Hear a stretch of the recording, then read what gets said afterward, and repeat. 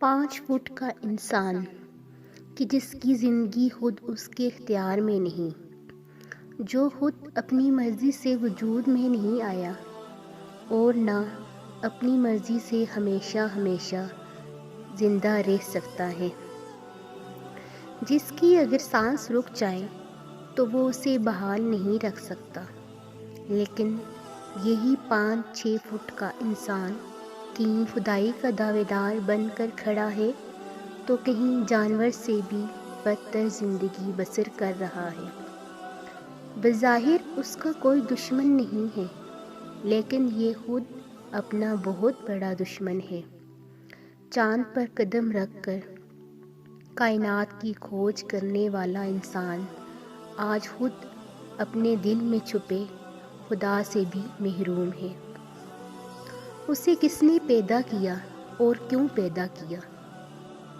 جب دنیا کا کوئی کارخانہ خود بخود وجود میں نہیں آتا تو اتنی بڑی دنیا کا کارخانہ کیسے وجود میں آ گیا ہے، بلکہ مستقل مزاجی سے چل رہا ہے۔ یہ سورج جو اپنی جگہ سے 1 انچ ہٹ جائے تو کوئی ایسی قوت نہیں جو اسے اپنی جگہ پر لا سکے۔ یہ آسمان جس کی بلندیوں کو ہماری آنکھیں روز دیکھتی ہیں، جو حد نگاہ تک پھیلا ہوا ہے، کوئی اسے چھونا تو درکنار اس کا احاطہ بھی نہیں کر سکا۔ اسی آسمان پر پھیلے یہ ان گنت ستارے جو ہمارے سورج سے بھی کئی گنا بڑے ہیں، لیکن اپنی حقیقت کہ وہ کچھ بھی نہیں ہے کہ اس جیسی کتنی ہی کہکشائیں ہیں جہاں پہنچنے کے لیے ہم وقت کی قید میں ہیں۔ اس جیسی کتنی ہی حقیقتیں ہیں جو ہمارے آس پاس بکھری ہوئی ہیں، لیکن ہماری عقل معاف ہے اور نظر ہیرا۔ دیکھنے والوں کو آسمان کی طرح سب کچھ نظر آ رہا ہے، لیکن نہ دیکھنے والے آسمان کی تلاش میں نکل کر بھی آسمان تک نہیں پہنچ پائے۔ ہمارے پاس سوچنے اور سمجھنے کے لیے بہت وقت ہے، لیکن ہم سوچنے کے لیے قطعاً تیار نہیں۔ یہی سوچ کا جمود انسان کو جانوروں سے مشابہ کر رہا ہے۔ ہماری زندگی کی گھڑی الٹی گنتی چل رہی ہے اور زندگی برف کی مانند پگھلتی جا رہی ہے۔ ظاہر کو ہی سب کچھ سمجھنے والے اسی زندگی کو سب کچھ سمجھ بیٹھے ہیں۔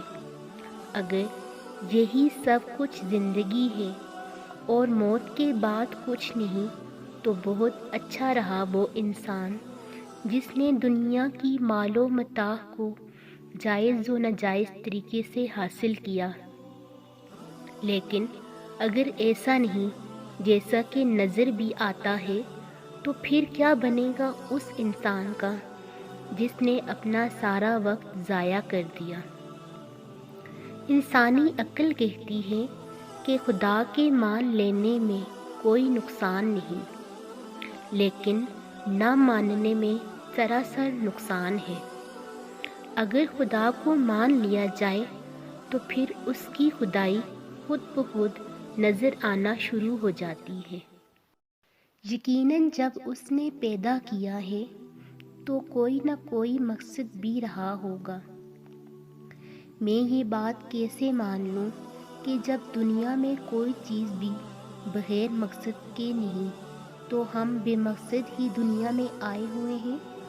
سورج، چاند، ستارے اور اس دنیا کا ذرہ ذرہ اس بات کی دلیل ہے کہ کوئی چیز بے مقصد نہیں پیدا کی گئی۔ قدرت کے اس کارخانہ میں کوئی بناؤ سنگھار کا سبب بن رہا ہے تو وہ یہی انسان ہے۔ ہر جاندار و بے جان اپنے اپنے دائرے میں قید ہیں۔ شیر شکار کرتا ہے تو صرف ایک جانور کا، اور اپنی بھوک مٹانے کے بعد بلا وجہ کسی پر حملہ نہیں کرتا۔ اسی طرح ہر جاندار اپنے اپنے دائرے میں کام کرتے ہیں۔ آج تک ہمارے مشاہدے میں ایسی کوئی بات نہیں آئی کہ کسی جاندار مثلاً کوے نے پائپ سے پانی پینا شروع کر دیا ہو، مچھلیوں نے پانی سے نکل کر زمین پر بھی رہنے کی کوشش کی ہو، وغیرہ وغیرہ۔ لیکن یہ بات مشاہدے میں ہے کہ انسان نے اپنے غصہ کو ٹھنڈا کرنے کے لیے کئی انسانوں کو شکار کر لیا ہو۔ انسان نے ہوا میں اڑنا اور پانی کے اندر جانا شروع کر دیا۔ اس کے پیدا کردہ دھوئیں سے ماحول میں تبدیلی واقع ہونے لگی۔ انسان کے پاس یہ اختیار کس قدر ہے کہ وہ جو چاہے کرتا پھرے۔ بنانے والے کو اس کی پرواہ نہیں کہ وہ اپنی دنیا کی حفاظت کرے۔ بظاہر تو ایسا ہی دکھائی دیتا ہے کہ اسے کوئی پرواہ نہیں ہے، جو چاہے کوئی کرتا پھرے، لیکن اگر سوچیں تو پھر یہ آزادی کچھ محدود سی دکھائی دینے لگتی ہے۔ دنیا کی تاریخ اس بات کی گواہ ہے کہ جب کوئی قوم یا انسان دنیا کے وجود کے لیے خطرہ بنا، اس خدا کا قانون حرکت میں آیا اور کئی نمرود، ہٹلر اور چنگیز خان کھوپڑی کے انبار لگانے کے بعد تاریخ سے اس طرح ختم ہو گئے کہ جیسے کبھی تھے ہی نہیں۔ اب اگر میں یہ کہوں تو غلط نہ ہوگا کہ وہ رب العالمین انسانوں سے بے انتہا محبت کرتا ہے، تو غلط نہیں ہوگا۔ اگر ایسا نہ ہوتا تو وہ کبھی کا اس دنیا کو ختم کر دیتا۔ جس طرح ایک ماں اپنے بچے سے محبت کرتی ہے اور پھر اس کو غلط بات پر سرزنش بھی کرتی ہے، اس طرح وہ پیدا کرنے والا خدا 70 ماؤں سے زیادہ بڑھ کر محبت کرتا ہے، بے لوث اور بے غرض محبت۔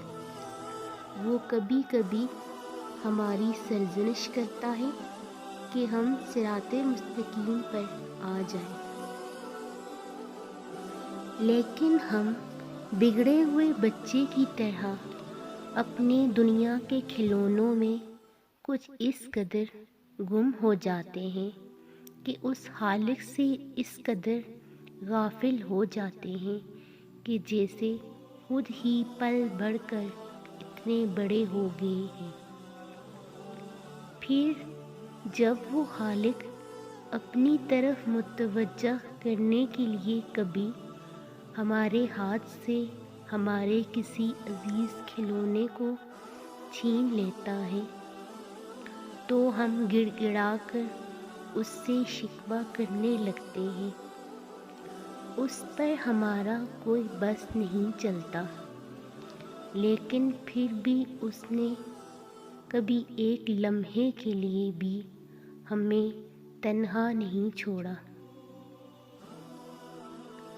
وہ ہماری طرف متوجہ ہے، وہ ہمیں پکارتا ہے، لیکن کوئی اسے پکارے تو صحیح۔ کبھی وقت ملے تو تنہائی میں ایک بار، صرف ایک بار سچے دل سے پکار کر تو دیکھیے، ایک بار اپنے دل میں جھانک کر تو دیکھیے، اپنے دل کے صنم قدوں سے جھوٹے خداؤں کو نکال کر تو دیکھیے، تو پھر آپ کو پتہ چلے گا کہ قدرت کی ہر چیز میں خدا موجود ہے۔ پھر بتائیے گا کہ خدا ہے کہ نہیں۔ پھر وہ بتائے گا کہ زندگی کیا ہے۔